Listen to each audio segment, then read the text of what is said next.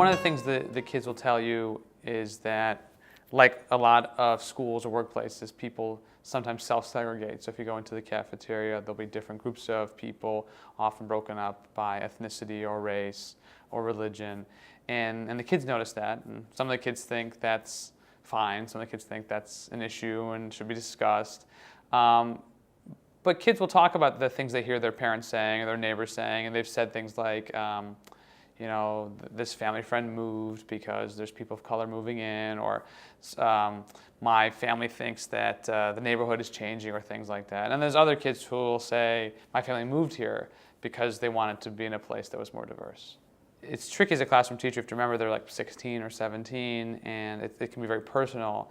And I felt like the play had given them that opportunity to talk about race for 2 or 3 hours already and think about it, and I think they're more forthcoming than they normally are. I don't care if the kids think Miss Wade was defamed or if Mr. Golden should have been vindicated. I'm more interested, can I use this now to get them to talk about things that sometimes are really difficult to talk about? And this provides, I think, a buffer for them to talk about really difficult issues, because they're talking about characters in a play, not themselves.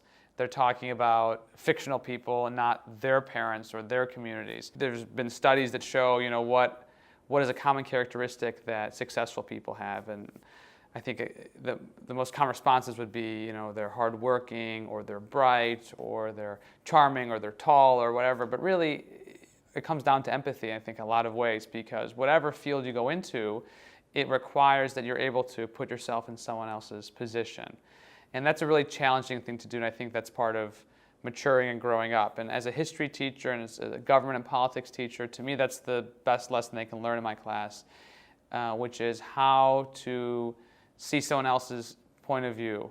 And even if they're not African American, why they should care about learning about racial profiling today. Or if they're not Arab American or Muslim American, they should care about how 9/11 impacted people in this country who may have been racially profiled after that. Or they may not be gay or lesbian or questioning, but they should still care about straight privilege. Or, you know, they may not be a woman, but they should care about issues that impact women, things like that. So I think that's a very valuable thing for them to learn in high school. And I think that is something that's challenging, but it's a lot of fun to work on. And I think this play did a great job of helping them to sort of see through other people's perspectives, sort of different situations, one situation that took place, and see it from a couple different viewpoints, and how someone's personal story impacts the way they see the world. One of the challenges of being an educator is to show students the importance of them taking an active role in their communities and in their country. And we use terms like that. You know, we get them sometimes from facing history and ourselves, but this idea of a bystander or an upstander. And, you know, is King who said, you know, in the end, we're not going to remember the words of our enemies, but the silence of our friends.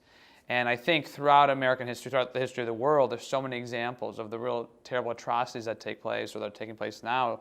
It's very few people who are actively trying to do the evil, and the vast majority of people who are simply living their lives with blinders on and ignoring what's happening. And so that's a challenge, I think, to engage a 14, 15, 6-year-old student and say, hey, your existence has to be beyond what you see now, and how do you connect with others. It's sort of taboo to open up and speak honestly about race or religion or class, because you might likely offend somebody. But you have to be willing to do that if you're going to get to the heart of the matter.